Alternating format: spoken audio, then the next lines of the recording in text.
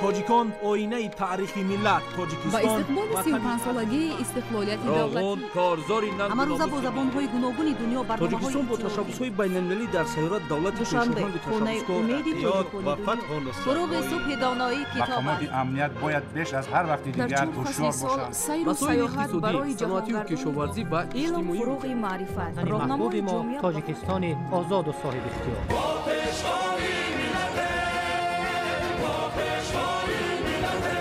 دوست باشید، اتفاق باشید، شکرانه همین دولت کنید، شکرانه همین سرزمین کنید، شکرانه کنید که چنین وطن عزیز و محبوب دارید.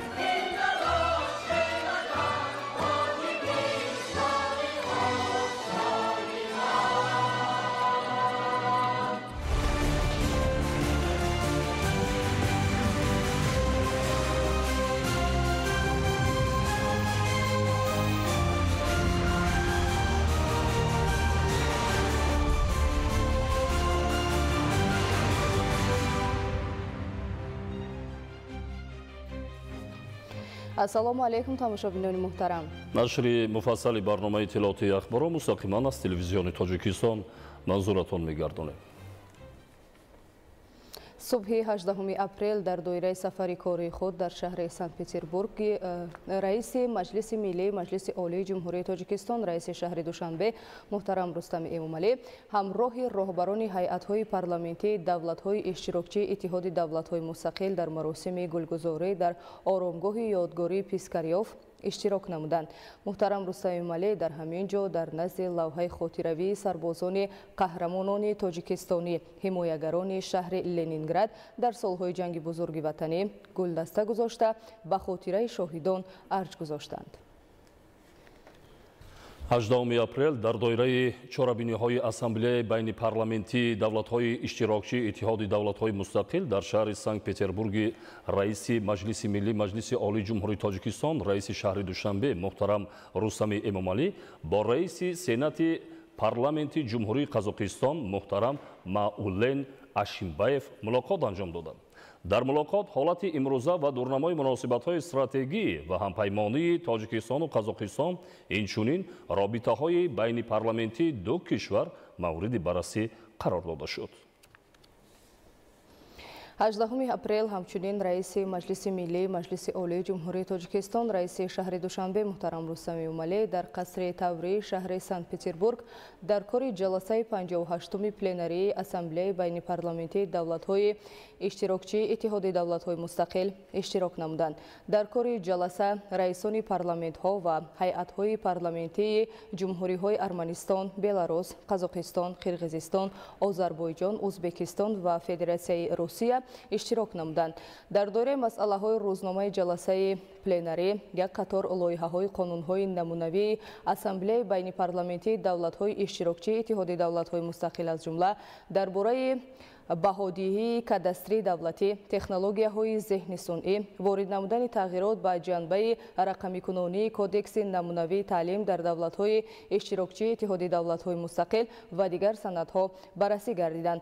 вобаста ба масъалаҳои рӯзномаи ҷаласаи пленарии ассамблеяи байнипарламентӣ муҳокамаронӣ сурат гирифта қарорҳои дахлдор қабул карда шуданд.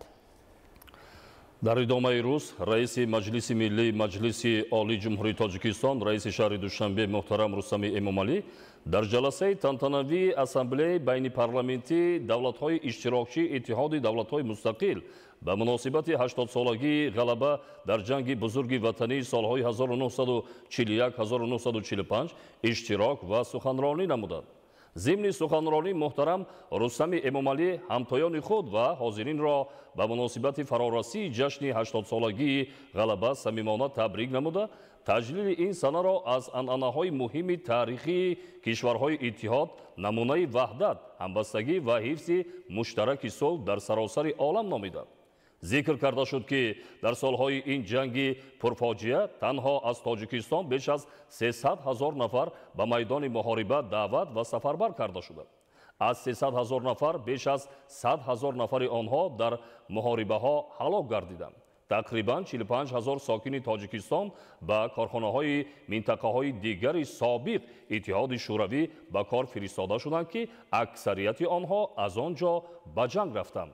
در فرجام با اشتراکچیان جلسه تنتنوی برنامه فرهنگی بخشیده به 80 سالگی غلبه در جنگ بزرگ وطنی سالهای 1941-1945 نمایش داده شد. برنامه اخبار رو ادامه می‌دهیم. صلح و آرامی گران ارزشترین سرمایه انسان و کفیل زندگی شایسته به شمار رفته. تامین و پایداری آن از تلاش و اقدام و کوشش‌های دستجمعانه ساکنان وابسته است. در زمینه اقدام و تشبس‌های آینده بینانه پرزیدنت جمهوری تاجیکستان پیشوای ملت محترم امامعلی رحمان امروز در تاجیکستان صاحب استقلال فضای آرام و امن حکم فرما بوده. مردم تاجیک برای آینده درخشان وطن گام‌های استوار گذاشته ایستادند. همکارمان یوسف غنیزاده مستقیما این لحظه با ما در خط تماس است و این موضوع را با هم صحبت خود مطرح می کند. مرحمت یوسف. تشکر اویشا.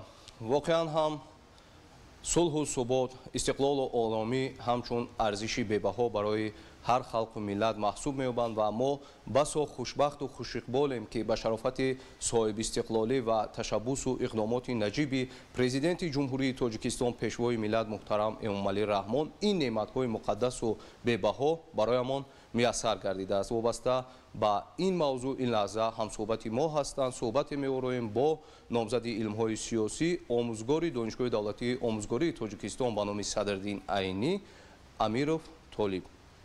نخست می‌خواستیم راجع به مهمیت این دستاوردهای بزرگ و بی‌نظیر که برای پایداری آنها تلاش بی‌سابقه لازم است چند از اندیشه‌های خود را ابراز می‌داشتید. تشکر زیاد. بعد از کسب استقلالیت دولتی در جمهوری تاجیکستان یکی از دستاوردهای بزرگ و مهم برای ملت تاجیک این ثبات سیاسی و امنیت ملی در جامعه می باشد که به واسطه با زحمت‌های اساسگذار صلح و وحدت ملی پیشوای معظم ملت محترم امامعلی رحمان به دست آمده است و امروز ما شاهد آن هستیم که مردم تاجیکستان در برابر به دست آوردن همین ثبات سیاسی و امنیت ملی در جامعه به دستاوردهای خیلی هم بزرگ نائل گردیده است و در تمام ساحه‌ها ما به دستاوردهای بزرگ نائل گردیده است و مخصوصا در ساحه فرهنگ. امروز علاقه از 15 تا 20 یادگاری‌های مادی و معنوی خلق تاجیک بر روی خط میراث عمومی بشری یونسکو ثبت شد. این شهادت از چی می‌دهد؟ شهادت از همون حفظ ارزش‌های فرهنگی و ملی در سطح جهانی که این بسیار یک دستاورد بزرگ فرهنگی برای ملت تاجیک و برای 100 ساله ها می باشد.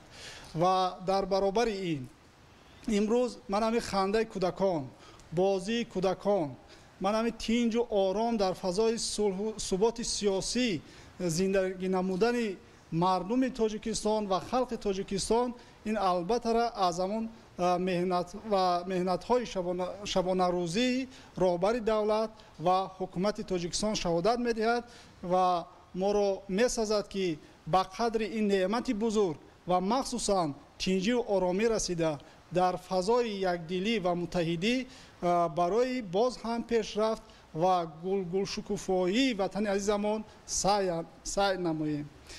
یادآور شدم به موارد است که من امروز من سیمای اصلی شهر دوشنبه شهادت از آن می‌دهد که تاجیکستان به یک کشوری علاقه رو به انکشاف و پیشرفته منطقه تبدیل یافته است. در برابر این در شهر دوشنبه در مرکز تاجیکستان امروز تمام چاره‌بینی‌های نه اینکه جمهوری بلکه سطح منطقوی و جهانی برگزار می‌گردد. چه چاره‌بینی‌های فرهنگی و چه چاره‌بینی‌های سیاسی که این از همان تینجی و آرامی و ثبات سیاسی در شرایط امروزه جهانی شوی درک می‌دهد. بله، ثبات سیاسی، صلح و آرامی به شک عامل مهمی رشد همه سوها به حساب می رود و امروز ما مشاهده می نماییم که محض همین دستاوردها باعث شدند که توجه عالمیان به تاجیکستان صاحب استقلال خاصه پایتخت کشور عزیز ما شهر دوشنبه افزون گردد و ما در کوچه های دوشنبه شماره زیادی سیاحان را همروزه مشاهده می نماییم. در این بابت نگاه شما، نظر شما چگونه است؟ واقعا هم سیاحانی که با هر یک سیاحی که به کشور پیش از آن که سفر میکند و اون کشور را میآموزد، فرهنگ و معنویات و عموما اقتصاد و عموما فضای سیاسی همون کشور را میآموزد و جلب بیشتر سیاحان به جمهوری تاجیکستان و مخصوصا به پایتخت تاجیکستان این شهادت از همون آرامی تینجی دولت در منطقه شهادت میدهند و این مهم از همه مهمش همین در یک فضای آرام و تینج بودن جمهوری تاجیکستان است که بیشتر سیاحان سال به سال زیاد شده ایستاده است که این آبرو و نفوذ دولت تاجیکستان و خلق تاجیکستان را در عرصه بین الخلقی بلند می‌بردارد. سیاح هم تو آمده سیاحت نمی‌کند و سیمای اصلی تاجیکستان را نشان می‌دهد به دیگران.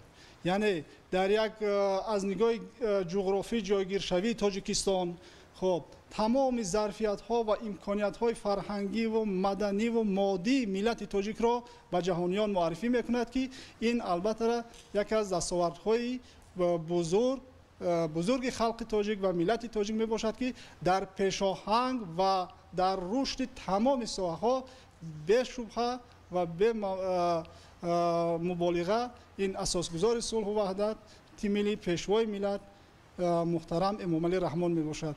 زیرا همین تجربه تینت صلح آفرین و وحدت آفرینی صلح دوستی راهبر است که همان کشور به همان سمت میل میکند و همین میل صلح دوستی و همون امکانیت تینت وحدت آفرینی راهبر سیاسی همان دولت است که آن دولت به همان سمت میل میکند و این امکانیت میدهد هم به مردم خود و هم به سیاحان کشورهای خارجی که به این کشور به واسطه سفر نموده از امکانیت های آن بهره ور گردند.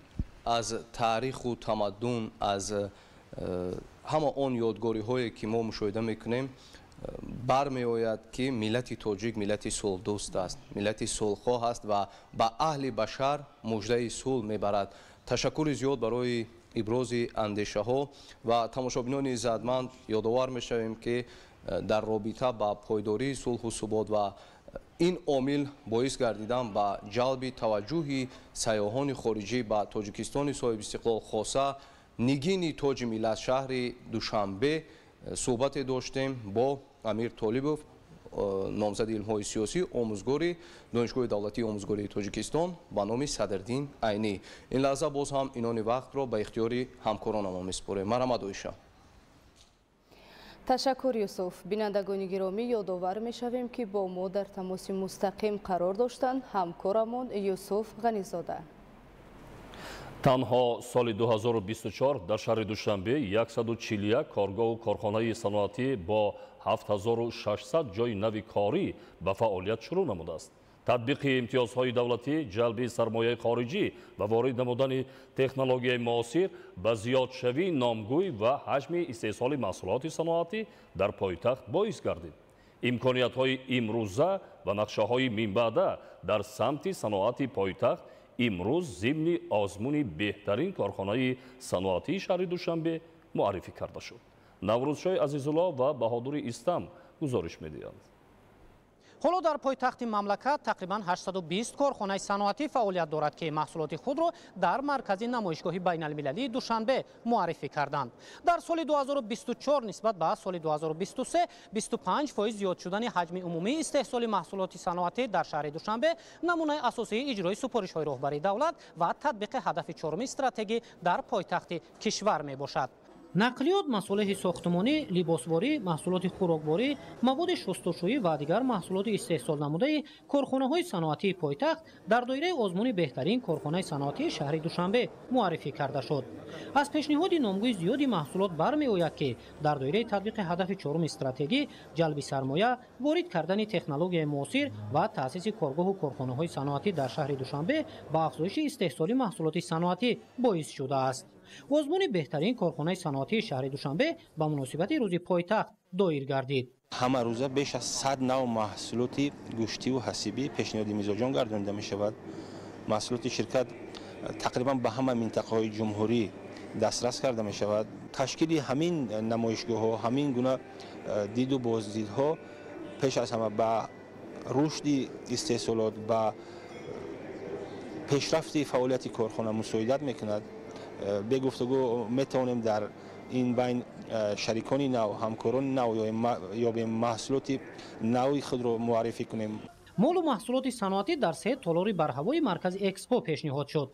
نمایندگان مقامات اجرایی حکومت دولتی پایتخت برگزاری آزمون بهترین کارخانه صنعتی شهر دوشنبه را برای معرفی محصولات رقابت‌پذیر، تبادل تجربه بین استحصال کنندگان، هوسمندگردانی نمایندگان بخش خصوصی برای تأسیس انشاءات نو و آینده بلند برداشتن نقش صنعت در مجموعه محصولات داخلی مهم ارزیابی نمودند. ما نامگوی زیادی لباس‌های مردانه و زنانه کودکانه استحصال میکنیم و چنین چاره‌بینی‌ها بهترین امکانیت است برای معرفی محصولات کارخانه ما.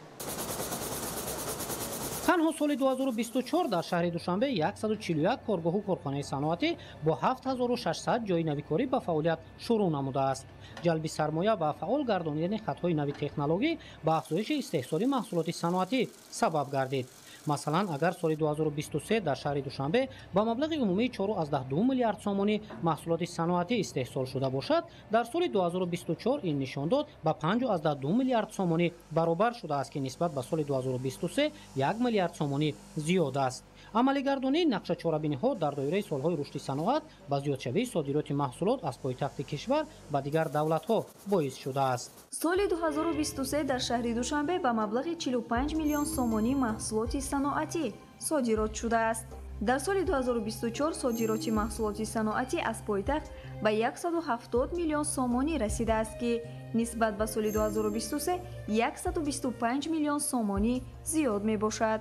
در سال 2024 کارخانه ما با مبلغ زیاده از 69 میلیون سومانی محصولات خوش صفت از نخ پخته استحصال نمود و از جمله زیاده از 15 میلیون سومانی آن را به خارج کشور صادرات نمودیم. ما مال استحصال کنندگان وطنی امروز خرسندان هستیم که با دستگیری به واسطه رئیس شهر محترم رستم امامعلی این چاره‌بینی‌ها برگزار گشته شده است و ما محصولات‌های استحصال نموده خود را به این نمایشگاه برآورده پیشکش مردم گردانده ایستاده ایم. صنعت محرک اساسی اقتصادیات محسوب می‌یابد. اجرای نمونوی سفارش‌های رهبری دولت از جانب رئیس شهر دوشنبه محترم رستم امامعلی در دایره تطبیق هدف چهارم استراتژی امکان فراهم آورد که نمود محصولات استحصال شونده در پایتخت کشور به 200 رسانیده شود. تحلیلگران این را نمونه اساسی برای رشد استوار اقتصادیات بها می‌دهند. امروز در بازار استعمالی میزبان با نظرداشت صفت و طعم هنگام خرید به محصولات صنعتی استحصال وطنی افضلیت می‌دهند. محصولات ما بهتر و خوبتر است. این امکانیت خوب بود برای ما که ما توانستیم یک بار دیگر محصولات خود را پیشکش بینندگان گردانیم. ضمن معرفی نمایشگاه و نقشه‌های منبعدی مقامات اجرایی حکومت دولتی شهر دوشنبه گفته شد که آینده جلب بیشتری سرمایه، وارد کردن خطهای نوی تکنولوژی، تامین افزایش نشاندادهای استحصالی و فراگیری شمار هرچه بیشتر شهروندان در ساحه صنعت به جای کار به نقشه گرفته شده است. غالبان آزمون بهترین کارخانه صنعتی شهر دوشنبه در روز پایتخت با دیپلم، سپاسنامه و تحفه‌های خاطره‌ای هوسمند گردانیده می‌شوند. نوروزی عزیزالله بهادری استم، مقصد دوشنبه اخبار.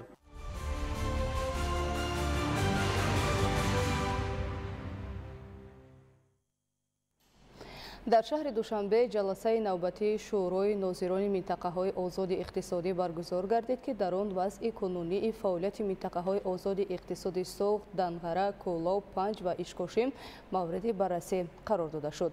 در این خصوص همکارمان دلشاد حکیمزاده گزارش می‌دهد.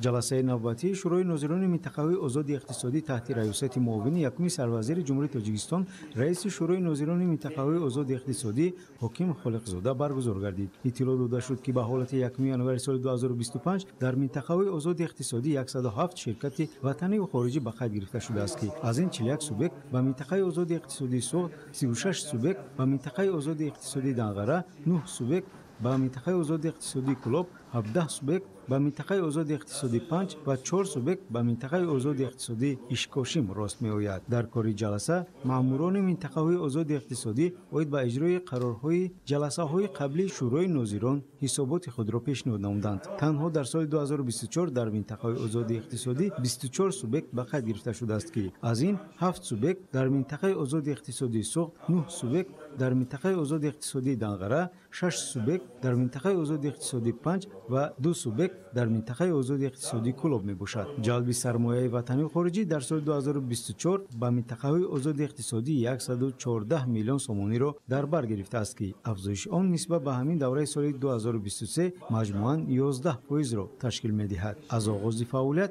در منطقه آزاد اقتصادی 1625 جای کاری تأسیس داده شده. حجم عمومی سرمایه گذاری ها باشد به 2 میلیارد و 499 میلیون سومانی رسیده است. حجم استحصال محصولات صنعتی منطقه آزاد اقتصادی سال تا سال افزایش یافته از آغاز فعالیت به 2 میلیارد و 988 میلیون سومانی برابر گردیده است که این البته به افزایش مجموع محصولات داخلی تاثیر مثبت خود را می‌رساند. موافق معلومات از آغاز فعالیت تا امروز حجم پرداخت‌های اندازی و باج‌های گمرکی سوبیکت‌های منطقه‌های آزاد اقتصادی با بودجه دولتی 386 میلیون سومانی را تشکیل داده است. همچنین بیان گردید که با مقصد اجرای دستور سپارش‌های پرزیدنت جمهوری تاجیکستان محترم امامعلی رحمان که در پیام به مجلس عالی 28 دکبر سال 2024 وابسته به رقم‌کنونی ساحه‌های اقتصادی ملی جهت تامین شفافیت مناسبت‌های اقتصادی و مالیوی ارائه گردیده بودند، از جانب وزارت رشد اقتصاد و سودا پیشنهاد لایحه قرار حکومت جمهوری تاجیکستان درباره ترتیب فعالیت نمایندگان مقامات دولتی در حدود منطقه‌های آزاد اقتصادی طبق پرینسیپ روزانه یگانه در همکاری با وزارات و اداره‌های دخلدار در نظر داشته شده است. در فرجام وزارت و اداره‌های دخلدار و راهبران منطقه‌های آزاد اقتصادی جهت برطرف نمودن کمبودی و نارسایی‌های جای داشته تقویت دادن فعالیت منطقه‌های آزاد اقتصادی، تأسیس کارخانه‌های نوی صنعتی، جلب هرچی بیشتر سرمایه، زیاد نمودن استحصال محصولات و صادرات آنها وظیفه‌های مشخص گرفتند. دلشاد حکیمزاده، زین‌الدین جبارزاده، اخبار.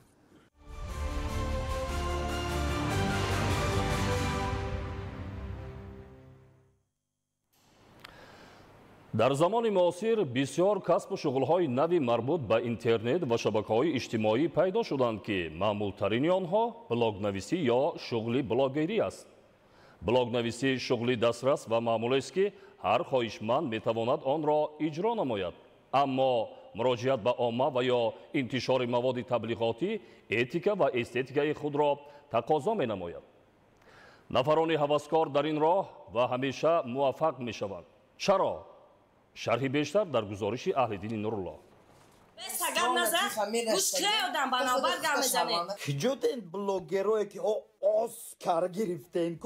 تربیه نسل نورس در قرن 21 از جانب بانام بلوگران.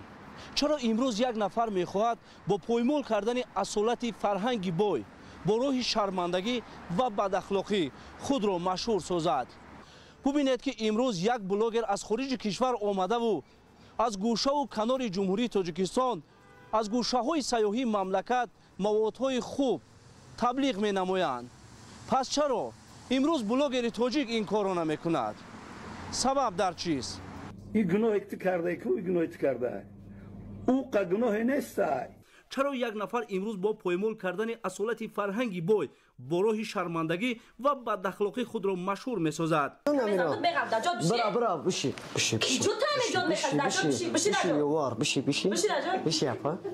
در این روند عامه یا خود بیننده ها به تحقیر ملت و فرهنگ بی‌طرفی ظاهر می نمایند. عامل جوریشوی هر یک چهارچوب عملکردهای منفی جامعه است که بالاخره ترتیبات خاص را تقاضا می کند. اما در مورد فعالیت آزادانه به قول بلاگرها که میدان فراغ را سوء استفاده می نماید در سطح ضروری نه نهاد و نه فیشنگ‌ها پیگیری نمیکنند. گویا دنیای بلاگرها بیرون از طلبات فرهنگی و معیار و طلبات اخلاقی است. Madina, скажи мне что-нибудь на прощание. Я так тебя люблю. مسئولیت برداشتی کیست؟ متاسفانه در برابر آن که از طرف بلاگرها بسیار محتوای پرمضمون پیشنهاد می شود در تمام عالم، اما در برابر این ما می بینیم که از طرف بلاگران مواد پیشنهاد می شود که اصلا به منفعت انسانیت نیستند، به منفعت جامعه ها نیستند. از جمله در همین توجیکی کانتنت توجیکی ما می بینیم که بلاگرها با کارهای دست میزنند یا با نوارهای پیشنهاد میکنند که اون هیچ پیش از همه با اخلاق ملی ما، با فرهنگ ملی ما، با تمدن ما سازگار نیست و در راه تربیه درست نسل نورس این نوارها هیچ نقشی ندارند. نوارها رو ما میبینیم که اصلا بی‌معنی هستند، اصلا هدف ندارند، اما به خاطر که شهرت پیدا کند مؤلف مواد از همین اصول کار میگیرد. Braća, svet girionaj, من میام. Braća. در عکس حال زبان گفتگو و هم عادتهای پست ترغیب نموده آنها در عوض توجه کوچک جامعه میتواند به عادتهای معمولی مبادل گردیده به حیات روزمره تبدیل شود. خیلی که میدونیم امروزها در جمهوریمون تکنیکا و تکنولوژی پیشرفته ایستاده است. دسترسی اینترنت و تلفن‌های موبیلی به کودکان نیز تاثیر خود را گذاشته است. وقتی که اینترنت برای کودکان تاثیرگذار و دسترس است، باید ما در انمون شبکه‌های اجتماعی نوارهای بداخلاقانه از اعتبار دوره که با نام بلاگران نشر میکنند در اینترنت پهن نکنیم. وقتی که کودکان سینی انمین تا مکتبی علاقه پادپیسچکانی عزیز گفته در نوارها میبینیم، چه خیلی که میبینیم پادپیسچکانی عزیز گفته مراجعت میکنن، در حیرت میمونیم، چون که سینی تا مکتبی وقتی شوخی و بازی، وقتی فعالگردانی نطق، فعالگردانی ایجادیاتی کودکانه خود باید داشته باشند، چون که انمین بلاگران تاثیر خود را به کودکان زیاد میگذارند. شاید هست بلاگری که نواری جالب میگذارد برای از علم و معارف دور ماندن و عاقبت آن که به کودکان میبینم خیلی تاثیرگذار است. کودکان به خواندن جلب میشوند، میخواند علم آموزند، از آینده خود اندیشه میکنند و برعکس چنین نوارها که زیاد نیست، کودکان نیز از پس انمون نوارهای بداخلاقانه زیاد میدوند و زیاد در جستجوی چنین نوارها هستند. اصلا بلاگری این کسب نیست، این یک فعالیت است که نوبسته از سطح کسبیت، دانش، معرفت آدمان با اون مشغول میشوند و مشغول شدن را قانونگذاری منع نکرده است. اما وقتی که ما محتوا پیشنهاد میکنیم، مواد پیشنهاد میکنیم از طریق شبکه‌های اجتماعی، سامانه ها، هاستینگ ها، ما باید اندیشه کنیم که همین مواد من به جامعه چی میدهد. مهم انا همین سوال است. از گفتن، از پیشنهاد کردن همین مواد من جامعه ضرر میبیند یا منفعت میبردارد. ژورنالیستی با معرفت، عموما شخصی با معرفت همیشه تلاش میکند که عاقبت تاثیر موادش رو، تاثیر گفتش رو درک کند، یعنی پیش آمد آن رو باید پیشکی درک کند که چی میشود. طبیعت ناتکرار تاجیکستان، منظرهای زیبای تاجیکستان باعث توجه هزاران سیاحان خارجی گردیده است. اما من میبینم که در ترغیب و تشویق موضعهای سیاحی تاجیکستان، منظرهای دلفریب تاجیکستان نقش بلاگرها قریب احساس کرده نمیشود. حالا که ما از طریق شبکه‌های دیگر میبینیم که یک شهروند خارجی мебиёяд мафтуни манзараҳои тилфиреби кӯҳистони мо мешавад. чаро блогерои мо наметавонанд дар ин мавзӯъ? ман ҳаргиз онҳоро ҳамаи онҳоро пас задани нестам, аммо аксарияти онҳо тақрибан 70-75% онҳо аз маърифати миллии мо, аз арзишҳои миллии мо гумон меравад ки бӯе набурданд. яъне онҳо фаъолияти блогерро як фаъолияти осон, бедардимиён ва боиси шӯҳрат ёфтани худ медонанд. ман гумон мекунам ки ин оқибати чандон хуб надорад.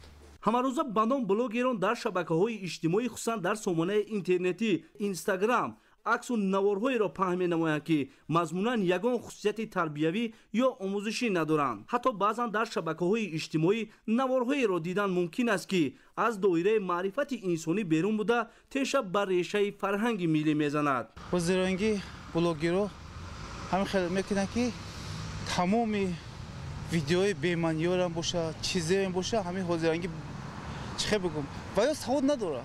савод медоштанд خیلی اجتماعی نوارده خیلی پاند نمیکردن برای که همه چیزها را کودکی نوراز و یا تیز میگیرن چیزی باشه تربیه فرزندی تاجیک رو همو کوسته میگردن. طور تحلیل ها ثابت ساختند در اینستاگرام بلاک های دارای خصوصیت های منفی معمول شده که نوارهای بیرون از اخلاق انسانی پهن میکنند همیشه بهای منفی گرفتند، ولی با وجود این شماره چنین بلاگران روز از روز در حال افزایش است، نه برعکس. حالا شبکه‌های اجتماعی از جمله اینستاگرام با واسطه ترغیب و تشویق رویراست آزادانه بداخلاقی تبدیل یافته به نام بلاگران خردترین جزئیات حیات شخصی خود را به نمایش می‌گذارند. پیتزا با مزه دارن، فری، سالاد با مزه، ناگتسی، کریلیشک با مزه دارن. تا جایی که در شبکه‌های اجتماعی من نظر می‌کنم، در به قول میگویند در اکانت‌های خودشون می‌گذارن زندگی شخصیشون با کجا میروند، با کی هم صحبت میشن، با چیکار مشغول هستن. و فکر من این برای یگان کس لازم نیست، در کار نیست، اما میگذارن همه کودکان میدارن میبینن زندگی زیاد شخصی خودشون رو میگذارن که این با فکر من یک کار نادرست است. قبول ندارم این کارو. نه همه وقت اونها ویدیوها یا رولیک های با قول تربیوی میگذارن، نه همه وقت چون این آدمو کم انگشت شمار. برای همین باید چرای انجشته شود از طرف حکومت جمهوری تاجیکستان. برای این گروه مهم نیست که با آبرو و اعتبار شخص ایمیج ملت چی میرسد. این طایفه به رعایت معیارهای زبان گفتگوی ادبی به احساس مسئولیت برای نتیجه مواد هر چی خواهند پیشنهاد میکنند که این خیلی بد است. پس چی باید کرد؟ کدام تدبیرها میتواند فضای اینترنتی ما را از چنین ابرهای سیاه که احتمال تبدیل شدنشان به باد و باران و طوفان تا رفت زیاد میشود پاک سازند. بلاگران هستند که برای خودشان برای خود نشاندهی این کارها را انجام میدهند، برای خود نشاندهی خود این کارها را انجام میدهند، اما آنها نمیخواهند پیشرفت برای که نسل نورست پیشرفت کنند. آنها این نوارها را یعنی که با شبکه‌های اجتماعی میپرتایند، چون نسل نورست اینها را میبیند از آنها عبرت میگیرد. اما ما نسل نورست من نسل نورست باشد نمیخواهم که این خیل نوارها پهن شوند.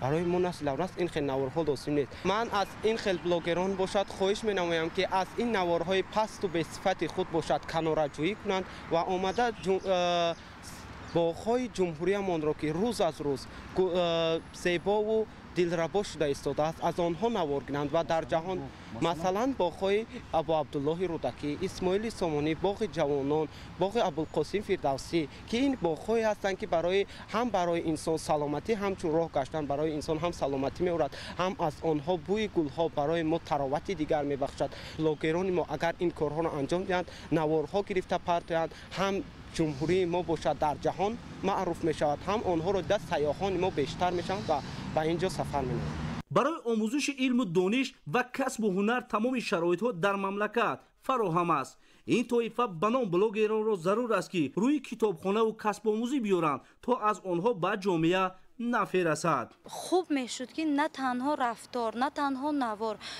شخصی که از انمون فرهنگ زبانی مادری خود را نمیداند و نوار پیشکش میکند چنین شخصان را نیز پیشگیری باید کرد که برای کودک امروزه سنی تا مکتبی و میانه مکتبی بیشتر که در اوج نطق آموختن نطق است.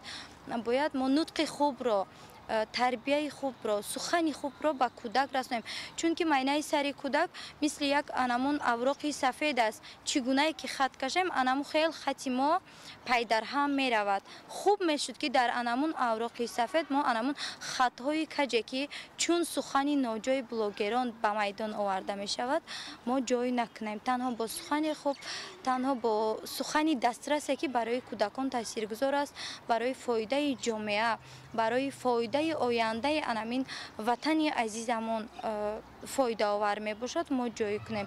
همین شرایطی که استقلالیت به ما داده است هیچگاه ما نبودیم. همین شرایط مساعدی که برای ترغیب و تشویق دانش و معرفت، برای ترغیب و تشویق دولتداری ملی، برای بهتر کردن اقتصاد جمهوری ما تمام شرایط ها را داریم و حکومت هم همیشه پیوسته تلاش میکند که نسل نو در همین روحیت تربیت یابد. دسترسی به اینترنت این دسترسی به دانش و معرفت جهانگیر است، نه فراغت و بازی و وقت گذرانی. بینندگان عزیز، خود قضاوت کنید. در عصر 21 در زمان جهانی شوی و برخورد تمدن ها با چنین به اصطلاح بلاگران چگونه میتوان فرهنگ غنی خود را معرفی و حفظ کرد؟ موضوع مذکور در آینده نیز با پیشنهاد مشخصترین موادهای گویا فرهنگی پیگیری خواهد شد. اهلی نورالله، مهروز جمعه، اخبار.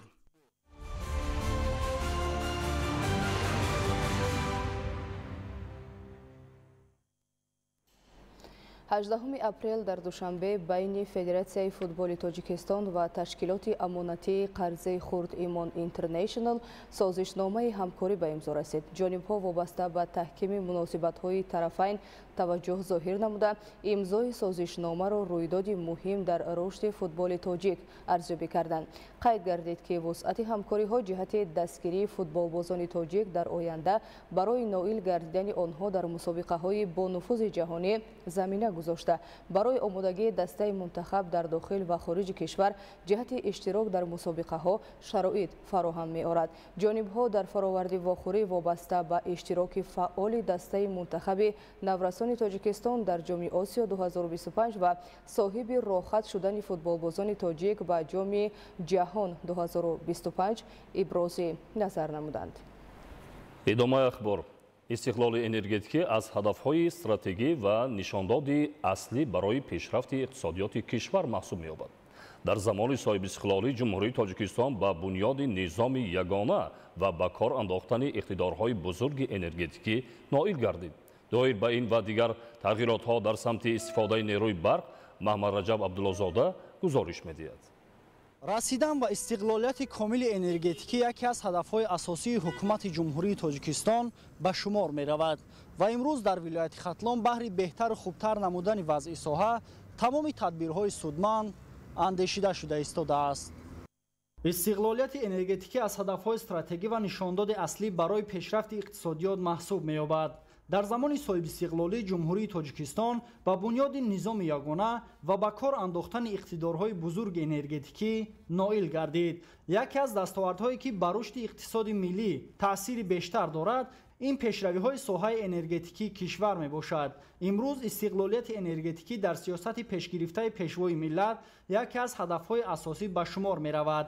با مقصد پیشگیری از تلفات نیروی برق و ثمرناک و عاقلانه استفاده بردن آن 15 اپریل سال 2025 پرزیدنت جمهوری تاجیکستان پیشوای ملت محترم امامعلی رحمان با قانون‌هایی که مجلس نمایندگان و مجلس ملی مجلس عالی جمهوری تاجیکستان قبول و جانبداری نمودند امضا گذاشتند. یکی از آنها قانون جمهوری تاجیکستان درباره وارد نمودن الوه‌ها با کدکس جنایتی جمهوری تاجیکستان میباشد.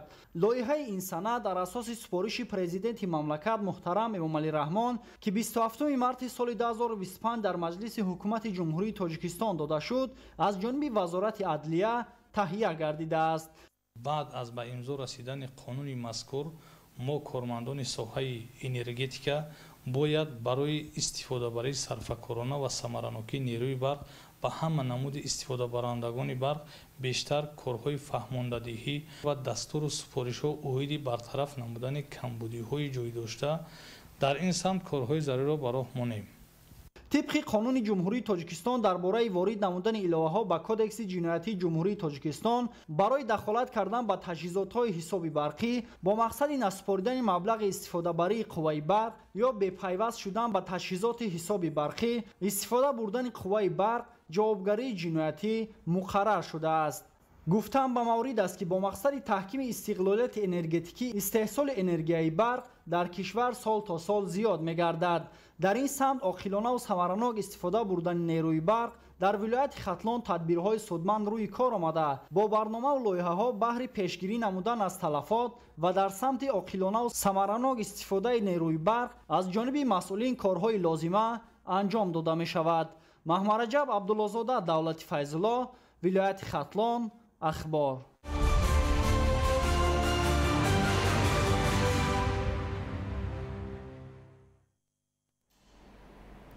در دوره عملی سازی تدبیرها بخشیده به جشن 35 سالگی استقلال دولتی جمهوری تاجیکستان و در این زمینه فراهم آوردن شرایط‌های مساعد کار و زندگی در همه جماعت‌های شهرک و دهات ناحیه دنغره کارهای آبادانی و سازندگی با مرام ادامه دارد.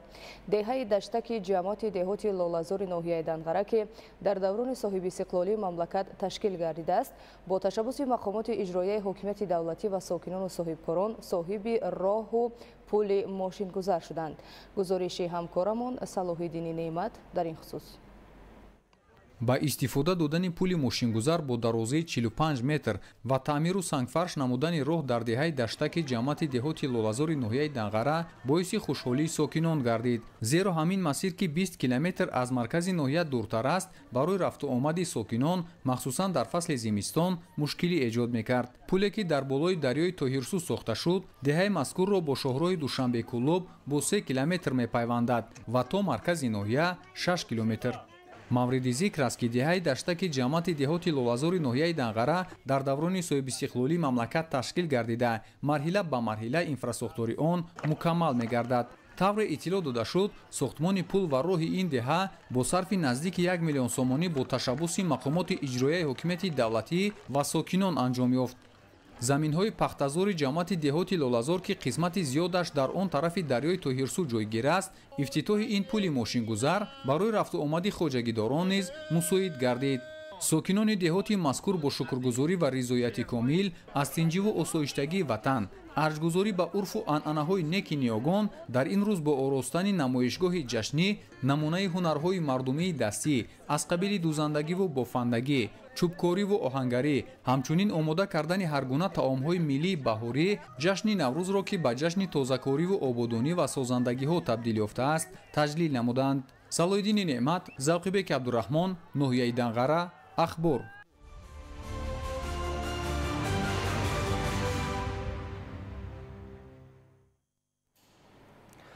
در دایره تدبیرهای رشد اینفراساختار نقلیاتی در ناحیه عینی یک قطار کارهای مهمی نوسازی و تعمیر راهها به انجام رسانده شده است. از جمله در کیلومتر 38 راه عینی کوهستان مسچا واقع در دهه شودکی بالای ناحیه عینی پل ماشینگذار تجدید و نوسازی گردیده همزمان راههای بین کیلومترهای 22 تا 24 راه همین مسیر تعمیر گردیده ایستاده است. گزارش در این خصوص. اهمیت راه و نقلیات در رشد اقتصادی، اجتماعی و فرهنگی جامعه خیلی بزرگ است. راه و نقلیات واسطه مهمی پیوست کردن دهه‌ها با شهرها، منطقه‌های دوردست با مرکزهای اقتصادی میباشد. این عامل به گردش آدمان و مال مساعدت میکند و برای پیشرفت روزگار مردم مساعدت فعال خواهد کرد. کوپروکا که در کیلومتر 38 دهه شود که بالای ناحیه عینی جایگیر است، سالهای زیاد به اهالی خدمت میکرد، ولی با گذشت وقت و فرسودگی کنسترکسیه ها نیز به نوسازی پیدا نمود. حالا این کوپروک پورا تجدید شده، شرایط حرکت به طور نظررس بهتر گشته است. تدبیر مذکور با مبلغ گذاری وزارت نقلیات مملکت و مقامات اجرایی حکومت دولتی ناحیه عینی عملی گردیده است. همزمان راهی بین کیلومترهای 22 تا 24 مسیر عینی کوهستانی مستچو مدتی 2 سال است که دوره به دوره تعمیر می‌گردد. پیشتر حالت این قسمتی راه با لغزش کوهباره به‌نهایت دشوار گردیده بود و در ایام فصلی گرما با بلند شدن مجرای دریای زرافشان رفت و آمد نقلیات را مشکل می‌گرداند. اکنون توسط ساحل مستحکم کنی 2 کیلومتر این منطقه راه حرکت با آسانی انجام داده می‌شود. تعمیر راه‌های مهم نقلیاتی نه تنها روای مردم را آسان می‌کند بلکه به رشد اجتماعی و اقتصادی منطقه تکانی جدی خواهد بخشید. حسام‌الدین غیاث‌زاده از ناحیه عینی برای برنامه اطلاعاتی اخبار.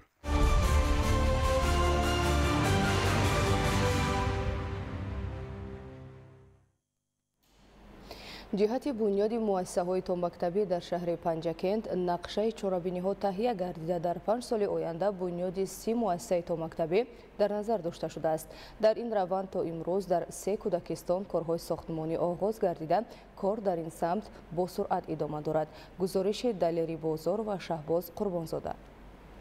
با تربیت تا مکتبی فرا گرفتن کودکان تا سن مکتبی از عامل‌های مهم در رشد ملکه کودکان به شمار می‌رود. از اینجاست که پرزیدنت جمهوری تاجیکستان محترم امامعلی رحمان در پیام نوبتی خود به مجلس عالی کشور تاکید نمودند که در 5 سال آینده با استفاده از همه سرچشمه‌های مبلغ‌گذاری با در نظر داشت هدف گذاشته شده برای فراگیری 50% کودکان سن سال تا مکتبی بنیاد 800 مؤسسه تحصیلات تا مکتبی را تامین نمایند. در این روند همچنین رهبران ولایت‌ها و شهر و ناحیه‌ها وظیفه‌دار گردیدند که در 5 سال آینده با در نظر داشت افزایش اهالی برای در هر یک محله اهالینشین که 100 عائله زندگی میکند با بنیاد کردن یک مؤسسه تا مکتبی تدبیرهای ضروری اندیشند. در شهر پنجکن امروز 20 مؤسسه تا مکتبی فعالیت میکند که در آنها 3822 کودک به تربیت فرا گرفته شدند. همچنین در 75 مؤسسه دیگر مرکزهای انکشاف کودکان تشکیل گردیدند که با اطلاع مسئولان عین حال در یکجایی آنها 23.5% کودکان تا سن مکتبی را فرا میگیرند. طبق مشاهده ما از مؤسسه‌های تا مکتبی رقم 1 و کودکستان خصوصی افسانه معلوم گردید که امروزها شرایط کودکستان‌های عمل کننده خوب بوده و طلبات‌های امروزه جوابگوی میباشند و حتی تربیت گیرندگان آنها در چاره‌بینی‌های فرهنگی سطح شهری اشتراک میکنند. بعد از دستور هدایت‌های پیشوای معظم ملت محترم امامعلی رحمان در پیام نوبتیشان به مجلس عالی جهت بنیاد مؤسسه‌های تا مکتبی در شهر پنجکن نقشه چاره‌بینی‌های مخصوص ترتیب داده شده. طبق آن در 5 سال آینده با استفاده از تمام سرچشمه‌های مبلغ‌گذاری زیاده از 30 مؤسسه تا مکتبی بنیاد کرده می شود. در این روند تا امروز در 3 کودکستان کارهای ساختمانی آغاز گردیده. در 11 موضع دیگر کارهای حجتگذاری رفته ایستاده است که طبق اطلاع مسئولان مرحله به مرحله کارهای ساختمانی در آنها نیز آغاز می گردد. بعد از دستور سپارش‌ها در پیام پیشوای معظم ملت امروز طبق نقشه در شهر و دهات پنجکند بنیادی باز ساختمان کودکستان ها به نقشه گرفته شده است و تا امروز در شهر و دهات پنجکند علاقه بنیاد 14 کودکستان از طریق مقامات اجرایی حکومت دولتی شهر پنجکند اینچنین با طریق حشر با دستگیری صاحبکاران و شخصان سخاوت پیشه ساختمان کودکستان به نقشه گرفته شده است. امروز علاقه در جماعت دهات لایق شیرالی در دهی نوآباد کودکستان نیلوفر کارهای ساختمانی علاقه به راه مانده شده است و اینچنین با طریق حشر در جماعت دهات سوجینه بنیاد ساختمان کودکستان کارهای ساختمان علاقه آغاز یافت و اینچنین در جماعت دهات امانداره در سابق بنای اداری کلخاز نیز ساختمان کودکستان به راه مانده شده است. در دیگر جماعت‌های دهات و دهه‌ها اینچنین در قلمرو شهر باشد علاقه کارهای حجتگذاری به راه مانده شده است و ما نیت داریم تا جشن 35 سالگی استقلال دولتی جمهوری تاجیکستان نقشه ساختمان مؤسسه تا مکتبی را به راه مانیم. خصوصا در دهه نوآباد جماعت دهات لایق شیرالی شهر پنجکند بنیاد یک مؤسسه تا مکتبی با فراگیری 300 تدبیرگیرنده رفته ایستاده است. مؤسسه مذکور با مساعدت مقامات اجرایی محلی با سهم ساکنان و صاحبکاران جوانان با ننگ و ناموس و شخصان سخاوت پیشه و کلانسالانی که مبلغ‌های برای ادای حج جمع نموده خود را در این کار خیر صرف می‌کنند بنیاد می‌شود. این مؤسسه آشانه ساخته می‌شود و عین حال کارهای خویشچینی در آشانه دوم آن رفته ایستاده است. در جماعت دهات سوجینه باشد با نوسازی نمودن بینای سابق سوخاز کودکستان بنیاد کرده می شود. این کودکستان برای 250 تربیت گیرنده پیش بینی گردیده از جانب صاحبکار محلی علی جان مجموف بنیاد کرده می شود. بنا سه آشانه بوده عین حال با میان پورا نو گردیده در و تیرزه هایش نیز عوض کرده شدند و با مطابق نمودن حجره های آن برای قبول کودکان با فعالیت آغاز می نمود و این اولین کودکستان در جماعت دهات سوجینه شهر پنجکند به حساب می رود. در دهه 90 جماعت کوستا تراش که زیاده از 300 عائله زندگی میکنند از جانب ساکین همین دهه نرزالله رجبو یک کودکستان زمانوی بنیاد کرده می شود. کودکستان ساخته شونده طبق لایحه از 2 آشانه عبارت بوده. بعد ساخته به استفاده دادن آن 150 کودک در شرایط زمانوی و در نزد خانه خود به تربیت فرا گرفته می شوند. دلیری بازار، شهباز قربانزاده، شهر پنجکند، اخبار.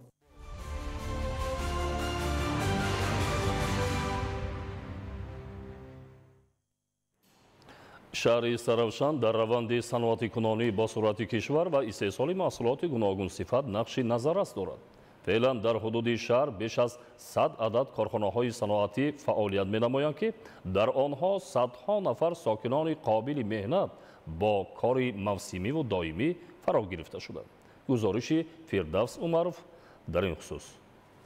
صنعتی کنونی با صورت کشور همچون هدف چهارم ملی در استراتژی و برنامه‌های رشد تاجیکستان صاحب استقلال درج گردیده است. هدف مذکور با مقصد رشد اقتصادی ملی، بهتر نمودن صفت زندگی مردم، استحصال محصولات خوش صفت وطنی و تأسیس جایهای نو کاری را روانه کرده است. باعث خرسندی تمام ساکنان مملکت است که با زحمت و تلاش‌های پیوسته و تشبث و دستگیری‌های پیشوای ملت محترم امامعلی رحمان، امروز تاجیکستان صاحب استقلال به دستاوردهای کلان ساحه صنعت نائل گردیده از کشور آگروصنعتی به کشور صنعتی اگراری تبدیل یافته ایستاده است. شهر سرافشان در روند عملی سازی برنامه‌های دولتی در سمت صنعتی کنونی با صورت کشور نقش مهم داشته، سال تا سال تعداد کارخانه‌های خرد و بزرگ صنعتی زیاد گردیده بر رشد بی‌میلان تاجیکستان حصه‌گذاری می‌نماید. فعلا در حدود شهر سرافشان زیاده از 100 عدد کارخانه‌های استحصالی صنعتی فعالیت می‌برند که از جانب آنها بیش از 75 نمود نامگوی محصولات صنعتی استحصال گردیده، 35 نامگوی آن وارداتی وضع کننده به شمار می‌روند. طبق اطلاع امروزها در کارخانه‌های صنعتی شهر نزدیک 1800 نفر ساکنان با کاری دائمی جلب گردیده در رشد و پیشرفت سمت صنعت سهمگذاری می‌نمایند. فردوس عمرов، مضبوط بابازاده،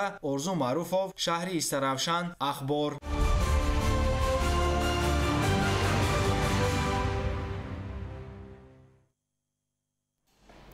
در برابر منطقه‌های دیگر مملکت در ناحیه روشن ولایت مختار کوهستان بدخشان با وسیع نمودن مساحت زمینی کشت توجه خاصه ظاهر گردیده.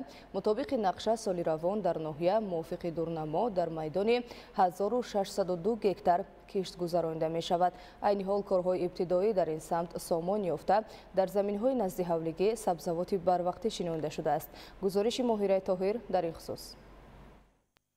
соҳаи кишоварзӣ аз самтҳои калидии ҳукумати мамлакат маҳсуб ёфта рушди он ба беҳбудии рӯзгори сокинон мусоидат мекунад. ноҳияи рӯшон аз ҷиҳати мавқеи ҷуғрофияш барои рушди соҳаи кишоварзӣ мусоид буда дар баробари дигар самтҳо дар парвариши сабзавоткорӣ хеле пешгом мебошад. соли равон аз рӯи нақша дар майдони 1602 гектар кишт гузаронда мешавад. дар ноҳия хоҷагидорони алоҳида ба заминдорӣ шуғл дошта ҳамасола бо меҳнати алол ҳосили дилхоҳро ба даст мебиёранд.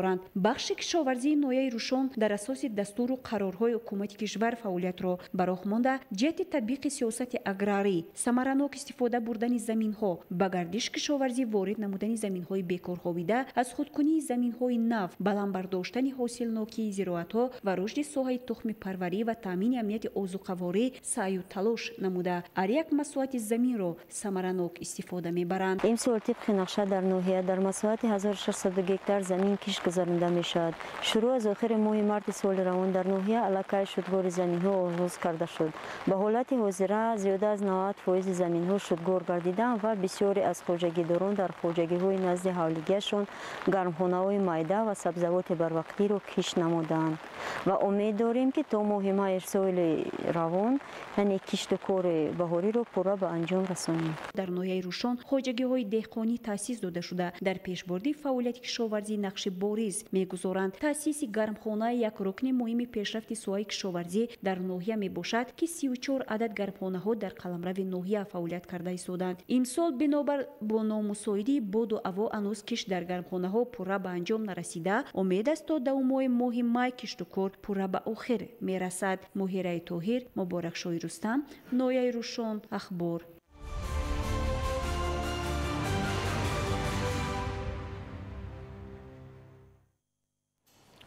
در نویه سپیتامین کشتی پخته ادامه دارد.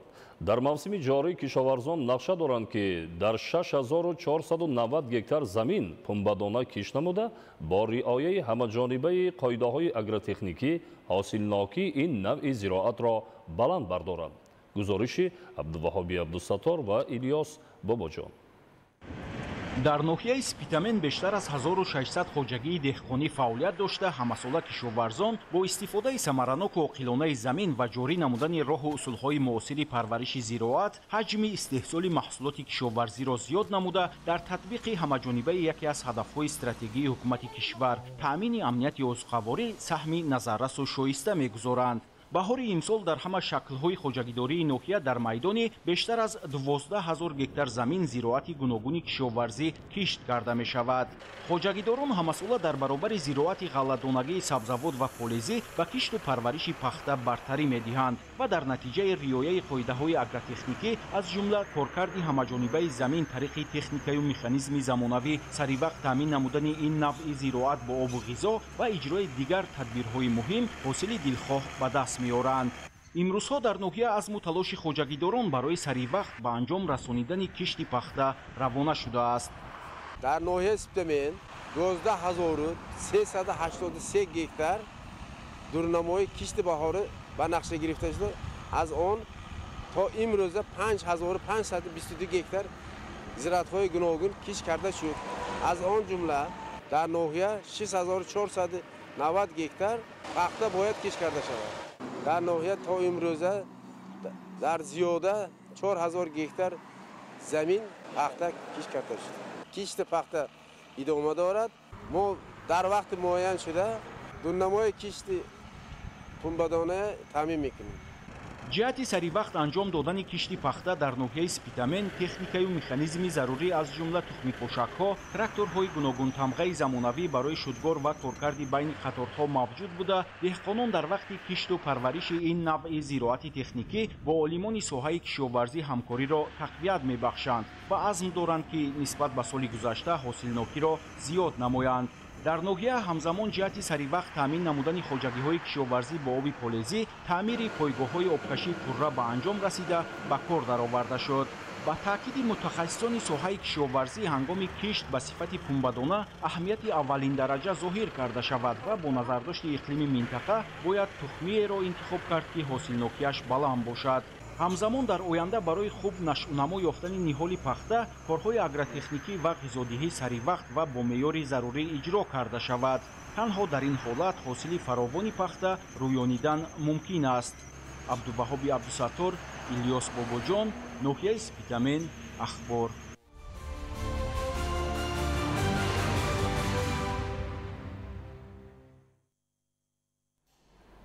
وضع ساحه کشاورزی در شهر اسفره. زمینداران شهر اسفره جهت استفاده با ثمر زمین، رعایت درست قاعده‌های کشت زراعت‌ها، استفاده تخم‌های خوش‌صفت و سرحاصل به محل مطابق تدبیرهای ضروری می‌اندیشند. خوجگیداران با استفاده از هوای مساعد بیشتر در صحرایند و کوشش می‌کنند که هر یک قطعه به ذمه‌شان بوده را مقصدناک استفاده کرده در تامین بازار داخله با محصولات خودی سهمگزار باشند. گزارش صابر و صحبان قربانوف. اهل زحمتی کооپراتیو تجارتی تخم پروری چورکوه شهر اسفره در سمت استفاده ثمرناک آب و زمین، رشد ساحه باغپروری و افزون نمودن حجم محصولات کشاورزی فعالیتی پرثمر دارند. کооپراتیو تجارتی تخم پروری چورکوه یکی از خوجگی‌های کلان کشاورزی به حساب رفته، دهقانان اساساً به باغداری، کشت و پرورش غله‌دانگی‌ها و سبزوات و پالزی‌ها مشغولند. خوجگیداران چورکوه سال روان کشت زراعت‌ها را مطابق به معیارهای آگروتکنیکی به راه مانده نیت دارند که حاصل دلخواه به دست آورند. امروزها اهل صحرای خوجگی بهر متشکلانه گذرانیدن کشت سبزوات و پالزی‌ها از جمله کارتوشکا تدبیرهای عملی می‌اندیشند. خوجگی ما یکی از سمت‌های اساسیشون غله پروری میباشد. ما امسال در میدان 72 گکتار کشت غلگی گذراندیم و حالا باشد اوزقه یکمش رو داده به آب دهی سر کردیم. دیگر سمت اساسی ما این کارتوشکا پروری می باشد که ما مثال طبق نقشه با 105 گکتار باید کشتی کارتوشکا گذرانیم و عین حال در میدان 81 گکتار ما تا به امروز کشتی کارتوشکا گذراندیم. یکی از عامل‌های بلند برداشتن حاصلنوکی کارتوشکا این البته ناب کردن تخمی‌ها می باشد که ما همه ساله تخمی ها رو نو کرده حاصلنوکی کارتوشکا رو بلند کرده ایستادیم. خواجگی ما قریب 200 تانه ذخیره تخمی داشتیم که حالا کشت کرده ایستادیم و باقی مانده تخمی ها رو ما از ناحیه دیوشتیج شرطنامه داریم که رفته از آنها تخمی های رپرودوکسی یکم الیت گرفته آمده کشت میکنیم. این البته نوهای نور نسا، الدین، بیهوش می باشد که ما همه ساله تخمی های نو کرده حاصلنوکی رو بلند میگردونیم. ما البته طبق سپارش های اساسگذار صلح و وحدت ملی پیشوا معظم ملت که ما هر یک وجب زمین رو ثمرانک استفاده برده برای بلند برداشتن حاصلنوکی، برای تامین امنیت عضوقواری خواجگی ما نیز سهم خودش رو گذارد. باید گفت که این کوپراتیو به قطار خواجگی‌های بهترین داخل شده در سمت استحصال غله نیز یکی از پیشقدم‌ها محسوب می‌یابد. امسال خواجگیداران جهت سهمگیری در تأمین استقلالیتی عضوقواری مملکت در میدان 97 گکتار کشتی گندم را به راه ماندند که امروزها نشأ و نمای خوب دارد. دهقانان تصمیم گرفتند که امسال نیز تخمی بلندصفتی گندم را پرورش نموده به خواجگی‌های کشاورزی جمهوری پیشنهاد نمایند. باید گفت که خواجگی مذکور دارای زیاده از 700 گکتار زمین و از جمله 285 گکتار زمین کشاد و 415 گکتار باغات بوده، اهل صحرای خواجگی در تأمین و تحکیم استقلالیت عضوقواری مملکت حصه شایان می‌گذارد. صابر ایوبی، صاحبان قربانو، شهری اسفره، اخبار.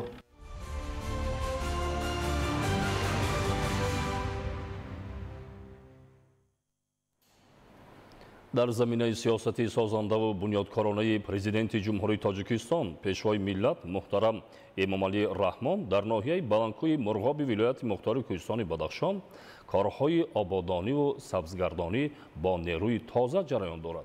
گزارشی همکاران ما.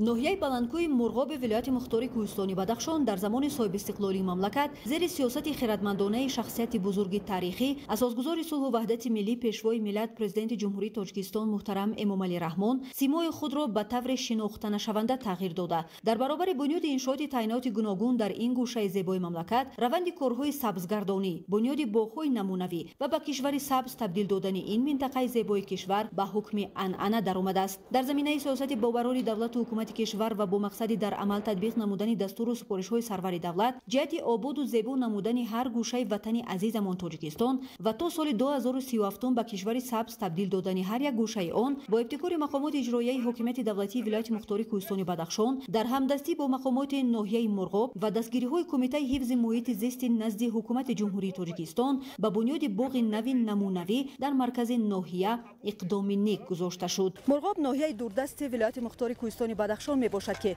در زمان صاحب استقلالی مملکت با دستگیری‌های به‌واسطه اساسگذار صلح و وحدت ملی پیشوای ملت پرزیدنت جمهوری تاجیکستان محترم امامعلی رحمان رشد بی‌سابقه خود را پیدا نمود. امروز در حشر عمومی ولایتی که در بلندی 3800 متر از سطح بر یعنی در ناحیه مرغاب برگزار گردیده است، در زمینه این حشر دستجمعانه بیش از 10 گکتار باغ با ابتکار مقامات اجرایی حکومت دولتی ولایت مختار کوهستان بدخشان بنیاد کرده می شود و در این باغ نمونوی بیش از 10,000 بیخ نهال درختان خوچ و انگت بید و سفیدار شنانیده می شوند و دوام 3 سال آخر در ناحیه باغ‌های بسیار نمونوی بنیاد کرده شدند و در برابر این در گرمخانه ها پرورش و نشأ و نمای سبزوات نیز مشاهده کرده می شود.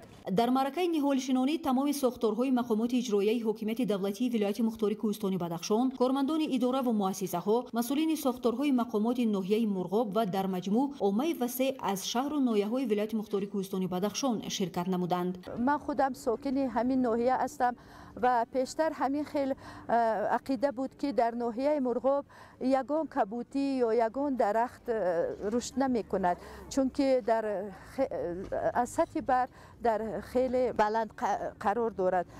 لیکن امروز ما بار دیگر شاهدی آن گشتیم که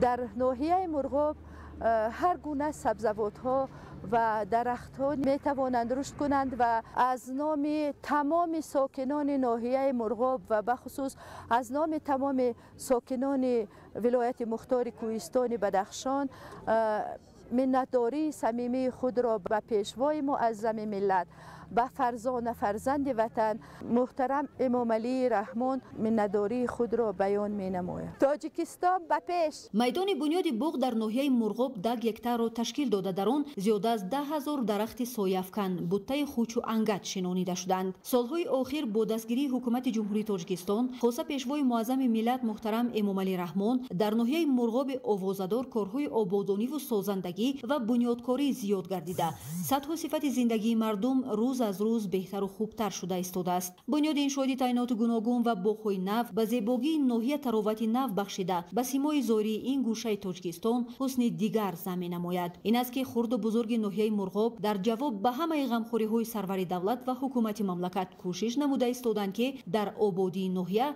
و رشد آن از امکانیت‌های نو و موثر مقصدناک استفاده نمایند. از روی اطلاع مسئولین بخش حفظ محیط زیست ناحیه مرغاب دوام 3 سال اخیر در ناحیه 12 از 2 گکتار باغ بنیاد گردیده است و در آن بیش از 26,000 بیخ درختان آرایشی شنانیده شدند که در تاریخ زمان صاحب استقلالی مملکت دستاورد ارزنده ارزیابی کرده می شود. با تکیه به دستور و سفارش‌های پیشوای ملت پرزیدنت جمهوری تاجیکستان محترم امام علی رحمان این تدبیر نیک من بعد نیز ادامه داده شده. هزارها گکتار باغ بنیاد و درختان آرایشی شنانیده خواهند شد.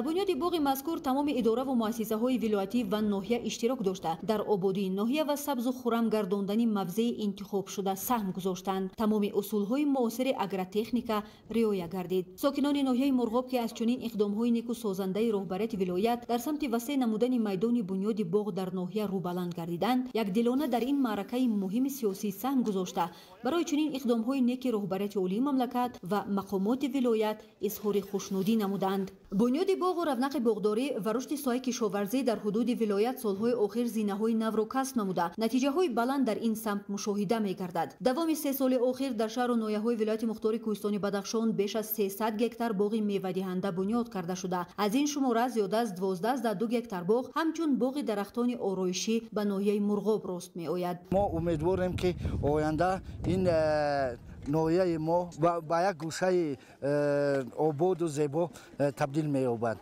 مقامات اجرایی حکومت دولتی ولایت با تکیه به دستور و سفارش‌های اساسگذار صلح و وحدت ملی پیشوای ملت پرزیدنت جمهوری تاجیکستان محترم امام علی رحمان کوشش نموده ایستادند که در فاصله بیش از 10 سال هر یک گوشه ولایت را به منطقه سبز و آباد تبدیل دهند.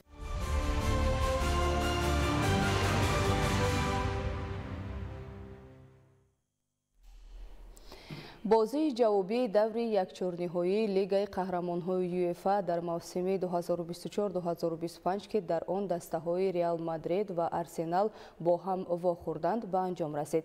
دسته‌ها در ورزشگاه سانتیاگو برناوی اسپانیا رقابت کردند. شرح بیشتر این مطلب در گزارش رحمتشاه عابد. دسته منتخب نورسان تو 17 ساله تاجیکستان بعد هنرنمایی با موفقیت در مسابقات باشگاه جام آسیا از عربستان سعودی به وطن برگشتند. منتخب کشور در تاریخ موجودیت کش مرتبه سوم است که صاحب راحت به مسابقات بزرگ سیاره می‌گردد. البته این نشان داد در زمان صاحب استقلالی کشور بزرگترین کامگاری در سمت فوتبال محسوب می‌یابد. فرودگاه بین‌المللی شهر دوشنبه شاهد بازگشت یک گروه تاریخ‌سازان فوتبال تاجیک شد. دسته نورسان تو 17 ساله تاجیکستان بعد برآمد ارزنده در چمپیونات آسیا 2025 و به دست آوردن راحت چمپیونات جهان به وطن برگشتند. به همین مناسبت در فرودگاه بین‌المللی پایتخت مراسم باشگویی استقبال فوتبال بازان برپا گردید. رهبریت مقامات اجرایی حکومت دولتی شهر دوشنبه، کمیته کار با جوانان ورزش نظام حکومت جمهوری تاجیکستان، فدراسیون فوتبال مملکت و دیگر شخصان رسمی و نزدیکان بازیگران صمیمانه و زیر صدای کرنه و سرنای تیم نورسان کشور را استقبال گرفتند. مسئولین ضمن مراسم پیشواز از توجه خاصه پیشوای ملت پرزیدنت جمهوری تاجیکستان محترم امام علی رحمان و پرزیدنت فدراسیون فوتبال مملکت محترم رستم امام علی با ورزش رقم 1 سیاره یادآور شدند. It's an amazing situation. It's the first time in my life that بسیار وضعیتی شگفت‌انگیز است برای من و این گونه استقبال را باری اول می‌بینم. افتخار می‌کنم که اینجا هستم و باعث افتخارم است که با تیم منتخب تاجیکستان کار می‌کنم و همچنین خوشحالم که هم فدراسیون و همچنین هواداران تیم ملی با ما باوری داشتند و دارند. جای تاکید است که دسته نورسان ما در چمپیونات آسیا 2025 با کسب 2 غلبه و 1 باخت از صدر جدول گروه د به مرحله پلی آف راه یافته اینچنین امکان اشتراک در چمپیونات جهان را صاحب شدند. این فوتبال بازان سومین دسته نورسان تاجیک است که به چمپیونات جهان راه خط میگیرند.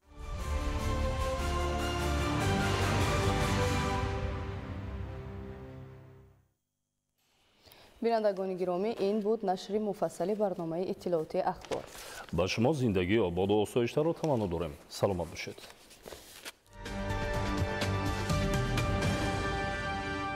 سلام بینندگان گرامی، شما را با وضع هوای مملکت برای پگاه 19 اپریل سال 2025 شناس می‌نماییم. متخصصان اگنتی آب و هواشناسی مملکت اطلاع می‌دهند که در ولایت مختار کوهستان بدخشان هوای تغییرآونده پیشگویی شده در بعضی منطقه‌ها با شدت می‌بارد. حرارت هوا در غرب ولایت شبانه 4-9 درجه گرم، روزانه 10-15 درجه گرم می‌شود. در شرق ولایت شبانه 1-6 درجه خنک و روزانه باشد 7-12 درجه گرم می‌شود. در این شب و روزها در ولایت ختلان هوای تغییرآونده پیشگویی شده با شدت می‌بارد. در ناحیه‌های علایده به عمل آمدن رعد و برق و باریدن ژاله در نظر است. حرارت هوا در وادی‌ها شبانه 8-13 درجه گرم، روزانه 15-20 درجه گرم می‌شود. در دامنکوه شبانه 7-12 درجه گرم و روزانه 21-26 درجه گرم می‌شود. در ولایت سوق نیز وضع همین گونه است. در بعضی ناحیه‌ها به عمل آمدن رعد و برق و باریدن ژاله در نظر است. حرارت هوا در وادی‌ها شبانه 4-9 درجه گرم، روزانه 18-23 درجه گرم می‌شود. در ناحیه‌های کوهی باشد شبانه 1-3 درجه گرم، روزانه 12-17 درجه گرم پیشگویی می‌گردد. در ناحیه‌های تابع جمهوری هوا تغییرآونده پیشگویی شده. در بعضی ناحیه‌ها به عمل آمدن رعد و برق و باریدن ژاله در نظر است.